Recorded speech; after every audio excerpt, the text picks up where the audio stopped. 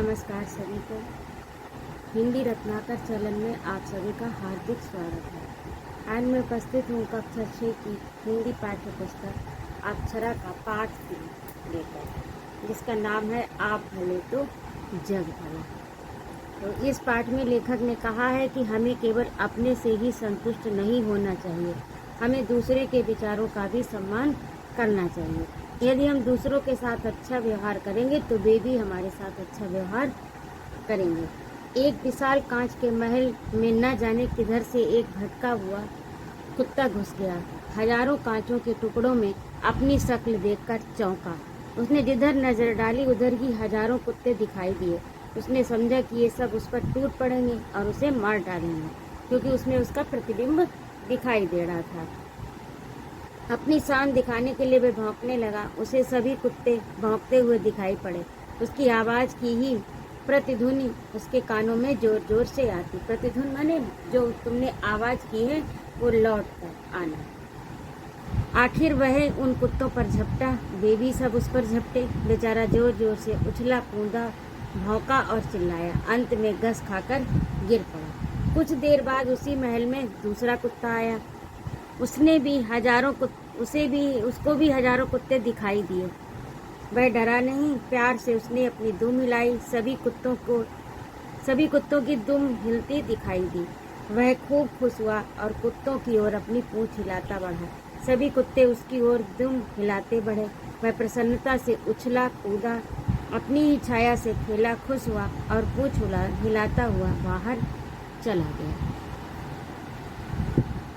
जब मैं अपने एक मित्र को हमेशा परेशान, नाराज और चिड़चिड़ाते देखता हूँ, तब इसी किस्से का स्मरण हो आता है। मैं उनको मिसाल भौंकने वाले कुत्ते से नहीं देना चाहता। ये तो बड़ी असुष्टता होगी। इस कहानी से वे चाहें तो कुछ सबक जरूर सीख सकते हैं। दुनिया कांच के महल जैसी है, अपने स्वभाव की छाया ही उस पर पड़ती है।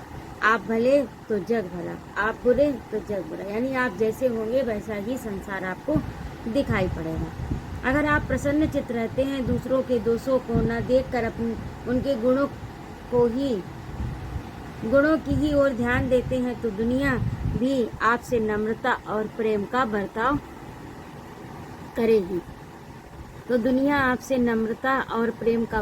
करेगी। अगर आप हमेशा लोगों के ऐबों की ओर देखते हैं, ऐब होता है दुर्गुण या अवगुण, और उन्हें अपना शत्रु समझते हैं और उनकी ओर भौंका करते हैं, तो फिर वे क्यों ना आपको गुस्से से दौड़ेंगे। अंग्रेजी में एक कहावत है, अगर आप हंसेंगे तो दुनिया भी आपका साथ देगी, पर अगर आपको गुस्सा होना और रोना है तो दुनिया से दूर किसी जंगल में चले जाना ही हितकर होगा। हितकर माने कल्याणकारी होगा। अमेरिका के मशहूर नेता अब्राहम लिंकन से किसी ने एक बार पूछा, आपकी सफलता का सबसे बड़ा रहस्य क्या है? उन्होंने जरा देर सोचकर उत्तर दिया, मैं दूसरों की अनावश्यक नुक्ताचीनी पर उनका दिल नहीं दुखाता। नुक्ताचीनी मतलब उस पर ध्यान देना, किसी के गुण न देखकर अवगुणों पर ध्यान देना। मेरे मित्र की यही खास गलती है कि वे दूसरों का दृष्टिकोण समझने की कोशिश नहीं करते। दूसरे के विचारों की, कामों की, भावनाओं की आलोचना करना ही अपना धर्म समझते हैं। उनका शायद ये ख्याल है कि ईश्वर ने उन्हें लोगों को सुधारने के लिए ही भेजा है, और वे ये भूल जाते हैं कि शहद की एक बूंद ज़्यादा मक्खियों को आकर्षित करती है बजाय एक सेर जहर के। यानी अच्छाई की ओर सभी आकर्षित होते हैं और बुराई की ओर नहीं। एक बूंद ज़्यादा मक्खियों को आकर्षित करती है बजाय एक सेर जहर के। अब यहाँ पर यह है कि किसी के गुणों की अगर आप प्रशंसा करेंगे तो वो भी आपसे अच्छा व्यवहार करेगा, और यदि आप उससे गलत व्यवहार करेंगे तो वह भी आपके साथ गलत व्यवहार करेगा। दुनिया में पूर्ण कौन है? हर एक में कुछ न कुछ त्रुटियां रहती हैं। प्रत्येक व्यक्ति से गलतियां होती हैं, फिर एक दूसरे को सुधारने की कोशिश करना अनुचित ही समझना चाहिए। जैसा ईसा ने कहा था कि लोग दूसरों की आंखों का तिनका तो देखते हैं, पर अपनी आंख के सैतीर को नहीं देख पाते। दूसरों को सीख देना तो बहुत आसान काम है, अपने ही आदर्शों पर स्वयं अमल करना कठिन है। अगर हम अपने को ही सुधारने का प्रयत्न करें और दूसरों के अवगुणों पर टीका टिप्पणी करना बंद कर दें, तो हमारे मित्र जैसा हमारा हाल कभी नहीं होगा। ये जो अभी उन्होंने ऊपर किस्सा बताया है उसके लिए कह रहे हैं कि उसकी तरह नहीं होगा। इसी सिलसिले में एक बात और, आप तो दूसरों की नुक्ताचीनी, जब आप दूसरों की नुक्ताचीनी नहीं करेंगे ऐसी उम्मीद है, पर दूसरे ही अगर आपकी नुक्ताचीनी करना ना छेड़े तो मेरे मित्र अपनी बुराई या आलोचना सुनकर आग बबूला हो जाते हैं। भले ही वह दुनिया भर की दिन भर बुराई करते रहें, पर आपके लिए तो ऐसे मौके पर दादू की पंक्तियाँ गुनगुना लेना बड़ा कारगर होगा। निंदक बाबा वीर हमारा बिनही कौड़ी करे बेचारा, आपन डूबे और को तारे, ऐसा प्रीतम पार उतारे। ऐसे कबीरदास ने भी लिखा है कि निंदक नियरे राखिए आंगन कुटी छवाए। तो इसी प्रकार से ये भी कि मतलब निंदा जो है, निंदा अगर कोई करता है तो उस पर ये ध्यान देना चाहिए कि अगर ये अवगुण हमारे अंदर हैं और अगर हैं तो उनमें सुधार करने की कोशिश करनी चाहिए। अगर सचमुच कुछ त्रुटियां हैं जिनकी ओर निंदक हमारा ध्यान खींचता है तो उन अवगुणों को दूर करना हम सभी का कर्तव्य हो जाता है। जिसने उनकी ओर ध्यान दिलाया उसका उपकार ही मानना चाहिए। एक दिन एक सज्जन से कुछ गलती हो गई। हमारे मित्र तुरंत बिगड़ कर बोले, देखिए महाशय, ये आपकी सरासर गलती है, आइंदा ऐसा करेंगे तो ठीक नहीं होगा। बेचारे महाशय जी बड़े दुखी हुए, उनका अपमान हो गया, मन में क्रोध जागृत हुआ और वे बिना कुछ उत्तर दिए ही उठकर चले गए। दूसरे दिन मैंने उन महाशय जी से एकांत में कहा, देखिए गलती तो सभी से होती है, ऐसी गलती मैं भी कर चुका हूँ, दुखी होने का कोई कारण नहीं। आप तो बड़े समझदार हैं, कोशिश करें तो ये क्या बड़ी से बड़ी गलतियाँ सुधारी जा सकती हैं, ठीक है ना। उनकी आंखों में आंसू छलछला आए, बड़े प्रेम से बोले, जी हाँ, मैं अपनी गलती मानता हूँ, आगे भला मैं वही गलती क्यों करने लगा। पर कोई मोहब्बत से पेश आए तब ना आदमी प्रेम का भूखा रहता है। जब सरदार पृथ्वी सिंह ने हिंसा का मार्ग त्याग कर अपने को बापू के सामने अर्पण कर दिया तो बापू को बहुत खुशी और संतोष हुआ। पर बापू जहाँ प्रेम और सहानुभूति की मूर्ति थे, वहाँ बड़े परीक्षक भी थे। परीक्षा माने परीक्षा लेने वाला। कुछ दिनों बाद उन्होंने पृथ्वी सिंह से कहा, सरदार सिंह, अगर आप सेवाग्राम में आकर मेरे आश्रम में रह सके तभी मैं समझूंगा कि आपने हिंसा का पाठ सचमुच सीख लिया है। पृथ्वी सिंह जरा चौंक कर बोले, आपका क्या मतलब बापूजी? भाई, मेरा आश्रम तो एक प्रयोगशाला है। जिन लोगों की कहीं नहीं बनती, अक्सर वे मेरे पास आते हैं। उन सबको एक साथ रखने में मैं सीमेंट का काम करता हूँ। सीमेंट मतलब जोड़ने का कार्य करता हूँ, और वह सीमेंट मेरी अहिंसा है। वो सीमेंट कौन सा? अहिंसा के द्वारा। मैं समझ गया बापूजी, पृथ्वी सिंह ने मुस्कुराकर कहा। आगे की कहानी यहाँ कहने की आवश्यकता नहीं, पर इसमें बापू के प्रेममय व्यवहार की एक झलक मिल जाती है। उन्होंने अपने प्रेम और सहानुभूति से कितने ही व्यक्तियों को अपनी ओर खींचा था। बापू कड़ी से कड़ी आलोचना कर सकते थे और करते भी थे, पर हंसकर मीठी चुटकियां लेकर अपना प्रेम दर्शाकर। मतलब किसी के अवगुण की ओर उसका ध्यान भी आकर्षित करना है तो प्रेम भरे शब्दों में कहना चाहिए, न कि तिरस्कार भरे। ये इसका आशय है। अमेरिका के एक मशहूर लेखक इमर्सन की एक घटना याद आती है। उन्हें गाय पालने का शौक था, इसीलिए गाय और नन्हे बछड़े उनके मकान के पास एक कुटी में रहते थे। एक बार जोर की बारिश आने वाली थी। सभी गायें तो झोपड़ी के अंदर चली गईं, पर एक बछड़ा बाहर ही रह गया।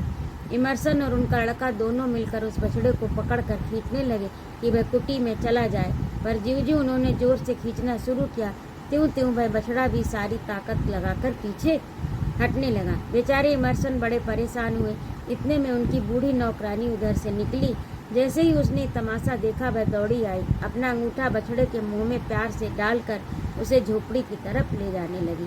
बछड़ा चुपचाप कुटी के अंदर चला गया। वह अनपढ़ नौकरानी किताबें और कविताएं लिखना नहीं जानती था, पर व्यवहार कुशल अवश्य थी। जब जानवर भी प्रेम की भाषा समझते हैं तो फिर मनुष्य क्यों ना सोचेंगे। कल हमारे मित्र का रसोइया बिना खबर दिए ही चला गया, और बेचारा करता भी क्या। सुबह से शाम तक उसको महाशय की डांट खानी पड़ती। तूने आज दाल बिल्कुल बिगाड़ दी, उसमें बहुत नमक डाल दिया। अरे बेवकूफ़, तूने साग में नमक ही नहीं डाला। ये जली रोटी कौन खाएगा रे? आदि की झड़ी लगी रहती। जब कोई चीज़ जरा सी बिगड़ जाती तब तो उसे दिल खोलकर डांटा जाता, पर जब अच्छा भोजन बनने पर उसकी तारीफ के दो शब्द भी न बोले जाते वह तारीफ कर देने से उसका दिमाग चढ़ जाएगा। मेरे मित्र कह देते हैं, ठीक है, तो वह भी तो आदमी है, उसके भी दिल है, बेचारा कुछ रुपए का नौकर यंत्र नहीं बन सकता। और तंग आकर भाग जाने के सिवा और क्या चारा था। कहने का मतलब ये है कि उनकी किसी से नहीं बनती, न मित्रों ने से, न ऑफिस के कर्मचारियों से और न घर के नौकरों से। उस पर भी मज़ा ये है कि वे अपनी ज़िंदगी और विचारों से पूरी तरह संतुष्ट हैं। वे मानते हैं कि उनका जीवन आचार और विचार आदर्श है। दूसरे लोग जो उनका सम्मान नहीं करते मूर्ख हैं। ग्रीस के महान संत सुकरात ने एक बड़े पते की बात कही थी, जो मनुष्य मूर्ख है और जानता है कि वह मूर्ख है वह ज्ञानी है, पर जो मूर्ख है और नहीं जानता कि वह मूर्ख है वह सबसे बड़ा मूर्ख है। अच्छा हो सुकरात के इस विचार को मेरे मित्र अपने कमरे में लिख कर टांग लें, पर उनसे ये कहने का साहस कौन करे। तो ये था आज का पाठ, इसकी व्याख्या। और इसमें दिए ये श्रीमन नारायण ने लिखा है। इनका जन्म इटावा में हुआ था। इनकी शिक्षा दीक्षा कोलकाता विश्वविद्यालय से हुई थी। ये दिया है जीवन परिचय से आप पढ़िएगा। इसके बाद में शब्दार्थ हैं, इन्हें भी आप अपनी कॉपी पर लिखिए और याद करिए। कुछ करने को और विचार करना विद्यार्थियों का कार्य होता है। और अगला पाठ से आपकी सफलता का सबसे बड़ा रहस्य क्या है, इस प्रश्न का अब्राहम लिंकन ने क्या जवाब दिया। गांधी जी ने अपने आश्रम को प्रयोगशाला क्यों कहा। तो इसका जो है उत्तर मैंने कॉपी पर लिखे हैं, इन्हें आप देखिएगा।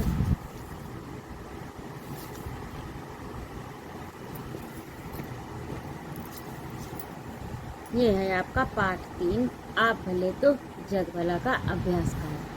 तो इसमें देखिए, आपकी सफलता का सबसे बड़ा रहस्य क्या है, इस प्रश्न का अब्राहम लिंकन ने क्या जवाब दिया। तो उन्होंने उत्तर दिया कि मैं दूसरों की अनावश्यक नुक्ताचीनी कर उनका दिल नहीं दुखाता, यही सफलता का राज है। गांधी जी ने अपने आश्रम को प्रयोगशाला क्यों कहा। गांधी जी के आश्रम में सिद्धांत नहीं, व्यवहारिकता की प्रधानता है और उसमें एक साथ सभी के साथ रहने पर अहिंसा सीमेंट का कार्य करती है। इसीलिए उन्होंने अपने आश्रम को प्रयोगशाला कहा।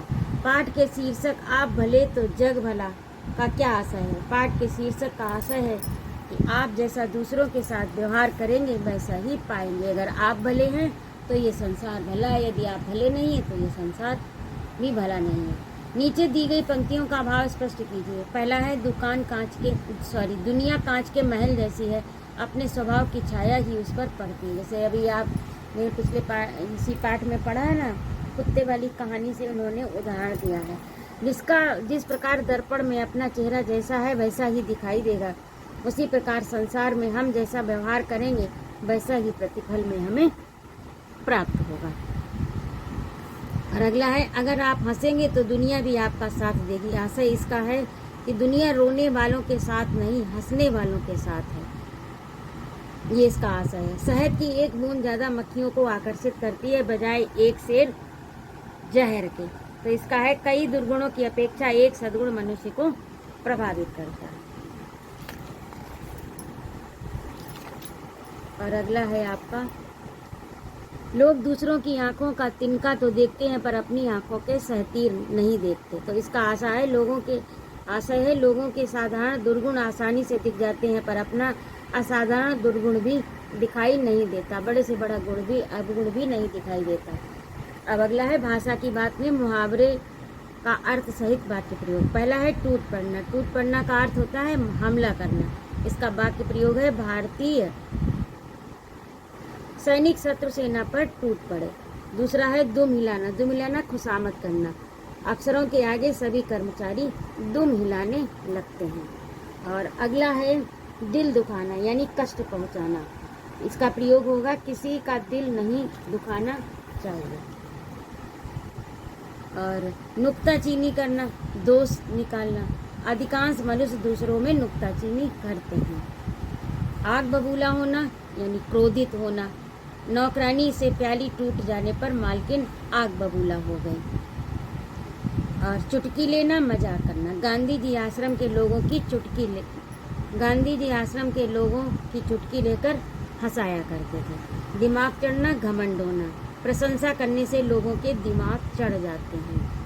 और बात अगला है, आप तो बड़े समझदार हैं। साधारण बात के शायद कुछ लोगों का ख्याल है कि ईश्वर ने उन्हें सुधारने को ही भेजा है। ये मिस्र बात है, यानी मिस्र का अर्थ होता है मिला हुआ। और वह प्रसन्नता से उछला कूदा और अपनी ही छाया से खेला खुश हुआ और फिर पूंछ हिलाता हुआ बाहर चला गया। ये कैसा वाक्य संयुक्त, देखिए इसमें वह अपनी प्रसन्नता से उछला कूदा एक, अपनी ही छाया से खेला दो, खुश हुआ, फिर पूंछ हिलाया और बाहर चला गया। इसमें कितने वाक्य हैं और एक साथ जोड़ दिए गए हैं, लेकिन इनका अर्थ भी अलग नहीं होने पाया है, सार्थक भी हैं। तो ऐसे वाक्यों को संयुक्त वाक्य कहेंगे। पाठ में आए हुए इन तीनों प्रकार के कम से कम दो वाक्यों को छाट कर लिखिए। तो देखिए ये मैंने लिखे हैं, इन्हें आप अपनी कॉपी पर लिखिएगा। दुनिया कांच के महल जैसी है, उसकी आंखों में आंसू छलछला आए। ये साधारण वाक्य है।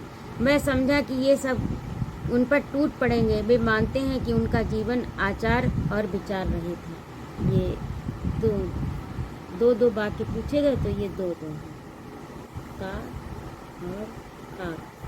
अगला है, ये मिस्र वाक्य हो गया। मन में क्रोध जागृत हुआ और वे उठकर चल दिए। वह खूब खुश हुआ और कुत्तों की ओर अपनी पूंछ हिलाते हुए आगे बढ़ा। ये कैसा वाक्य? संयुक्त वाक्य। और पाठ में आए हुए भाववाचक संज्ञा को छाट कर लिखिए। तो भाववाचक संज्ञा ये है, शान, प्रतिध्वनि, प्रसन्नता, नम्रता, सम्मान, सहानुभूति, अपमान, उपकार, अवगुण और सफलता, बुराई, आलोचना, टीका टिप्पणी, नुक्ताचीनी, व्यवहार आदि। तो इस तरह से ये आपका पाठ पूरा हुआ। अगले अंक में उपस्थित होती हूँ आपका पाठ 4 लेकर। स्वस्थ रहिए, आनंद रहिए, खूब ज्ञानार्जन करिए। और यदि आपको मेरा पढ़ाना अच्छा लगा हो तो कृपया मेरे चैनल को सब्सक्राइब करिए, लाइक और कमेंट करिए। आपके सुझाव और प्रतिक्रिया का सादर स्वागत है। जय माता।